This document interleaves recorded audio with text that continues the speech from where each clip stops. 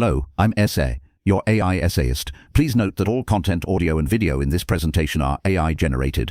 As AI can sometimes produce inaccuracies, I encourage you to verify any factual information presented. With that in mind, let's begin. Felix Klein's Vergleichende Betrachtungen über neuere geometrische Forschungen, published in 1872, offers a profound and influential synthesis of geometric thought. This work, often referred to as the Erlangen program, presents a framework for classifying geometries based on their underlying groups of transformations. Klein's ambitious goal involved nothing less than organizing the burgeoning field of geometry, which, by the latter half of the 19th century, had exploded into a diverse collection of seemingly disparate areas, including Euclidean geometry, projective geometry, affine geometry, and the newly emerging non-Euclidean geometries. The genesis of the Erlangen program lies in the intellectual ferment of 19th century mathematics. Prior to Klein's work, geometry lacked a unifying principle. Euclidean geometry, with its focus on congruence and similarity, reigned supreme for centuries, yet appeared increasingly inadequate to encompass the developments of the era. Projective geometry, pioneered by figures such as Gerard Desargues and Jean-Victor Poncelet,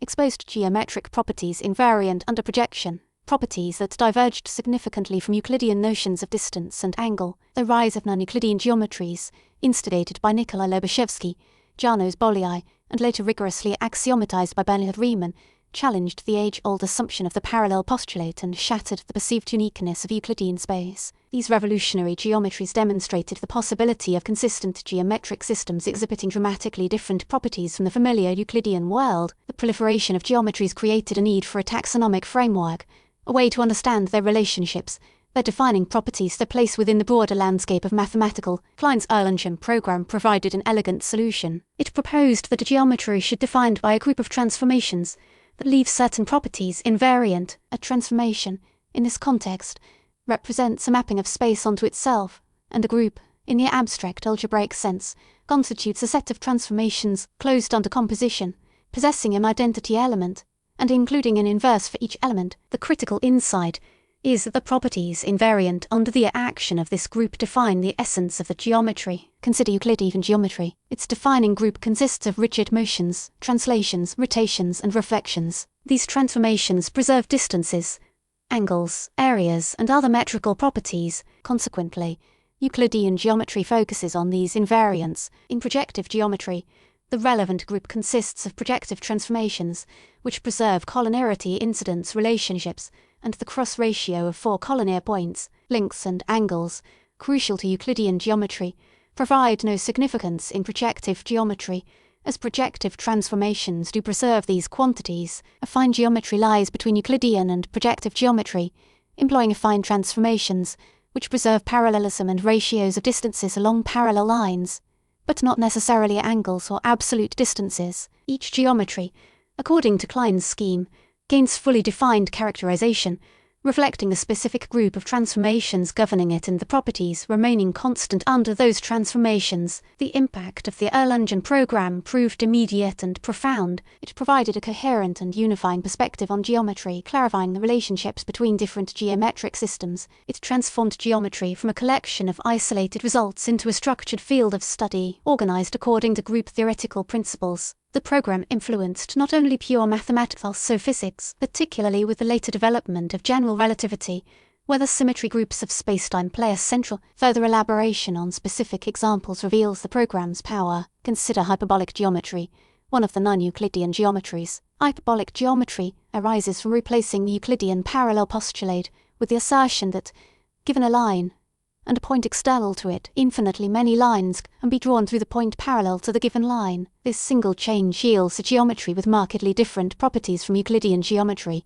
In hyperbolic geometry, the angles of a triangle sum to less than 180 degrees, and the circumference of a circle grows exponentially with its radius. Klein identified the group of transformations preserving the hyperbolic metric as the defining group of hyperbolic geometry. In the Klein model of hyperbolic geometry, the group consists of projective transformations preserving a fixed conic section. This connection to projective geometry, illuminated by the Erlangen program, reveals a deep relationship between seemingly disparate geometric systems. The subsequent developments in mathematics and physics further amplified the significance of the Erlangen program. Sophus Lie, a contemporary of Klein, developed Lie group theory, which studies continuous groups of transformations. Lie groups became essential tools in differential geometry, topology, and theoretical physics. The study of symmetry groups in particle physics, for instance, relies heavily on Lie group theory, connecting fundamental particles to representations of symmetry groups. Einstein's theory of general relativity,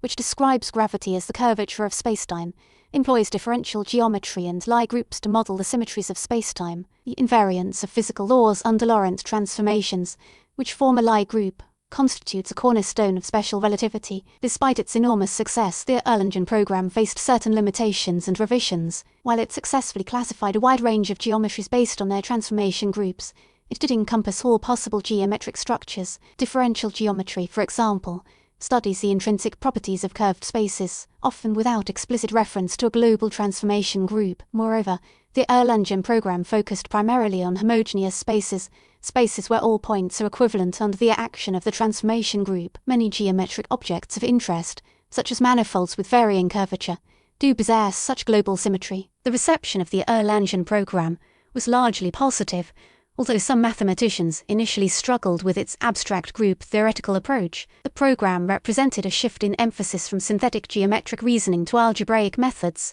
a shift that required mathematicians to familiarize themselves with the language and concepts of group theory. Despite initial resistance, the Erlangen program gradually gained acceptance as its power and utility became increasingly apparent. It became a standard framework for understanding and classifying geometries, shaping the course of geometric research for decades to come. The influence of the Erlangen program extends beyond mathematics and physics. Its emphasis on symmetry and invariance influenced other fields, including art, architecture, and computer science. The concept of symmetry, understood through the lens of group theory, provides a powerful tool for analyzing and understanding patterns in nature and art. In computer graphics, transformation groups play a central role in modeling and manipulating geometric objects. The principles of the Erlangen program find application in the design of algorithms for image recognition, object tracking, and virtual reality. Klein's work was directly influenced by Arthur Cayley's work on transformations and by the development of non-Euclidean geometries. Cayley's work on the absolute,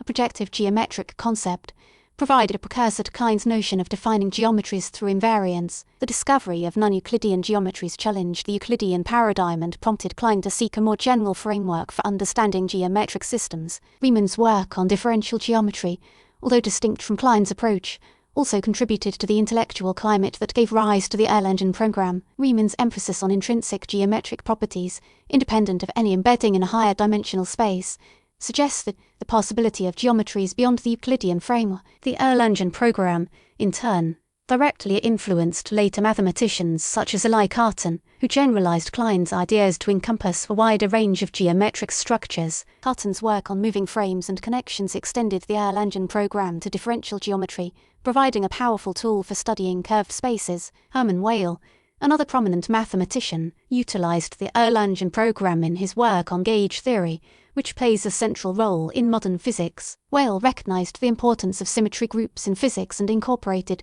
the principles of the Erlangen program into his formulation of gauge invariance. In conclusion, Felix Klein's Vergleichende Betrachtungen über neuere geometrische Forschungen represents a landmark achievement in the history of mathematics. The Erlangen program provided a unifying framework for classifying geometries based on their underlying groups of transformations. It shaped the course of geometric research for decades to come, influencing not only pure mathematics, but also physics, computer science, and other fields. While the program encountered limitations and revisions, its enduring legacy demonstrates its profound impact on mathematical thought. The program showcased the power of abstract algebraic methods in geometry, demonstrating the deep connections between algebra and geometry, thus emphasizing the importance of group theory in understanding symmetry and invariance, principles that permeate mathematics, physics, and the world around us. We really appreciate you tuning in to this AI-powered presentation. Our goal is to push the boundaries of AI in content creation, and your input is invaluable. If there's a particular subject you'd like to see us tackle next, or if you have suggestions on how we could fine-tune our AI's creative prompts, please don't hesitate to leave your ideas in the comments section. We're excited to bring you more unique content very soon.